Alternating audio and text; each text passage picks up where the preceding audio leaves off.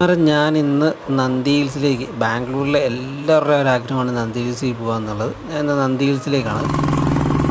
ചമ്മര ഒരു രക്ഷയില്ല, നല്ല മഞ്ഞ് കോടയെല്ലാം പിടിച്ച്. ഞാനാണെങ്കിൽ ഒരു സെറ്റർ പോലും ഇല്ലാണ്ട് ഫ്രീ ആയിട്ടാണ് പോയത് കേട്ടോ. ഫ്രീസറെ കയറ്റി വെച്ചാൽ കിട്ടാന്നാണ് പറയുന്നത്. മച്ചാമ്മരെ വേറെന്ന് വെച്ചാൽ ഇവിടുത്തെ കാറ്റ് ഒരു രക്ഷയില്ല, മഞ്ഞ് ഒരു രക്ഷയില്ല, അടിപൊളി വൈബായിരുന്നു കേട്ടോ. പിന്നെ ഇതാണ് ഇവിടുത്തെ ഹൈലൈറ്റ് സ്പോട്ട് എന്ന് പറയപ്പെടുന്നത്. പിന്നെ അതെല്ലാം കഴിഞ്ഞ് ഞാനും എൻ്റെ മച്ചാന്മാരും വീണ്ടും നടന്ന് അടുത്ത സ്പോട്ടിലേക്ക്. അപ്പോഴും മഞ്ഞ് എന്ന് പറഞ്ഞാൽ വേറെ രക്ഷയില്ല കേട്ടോ.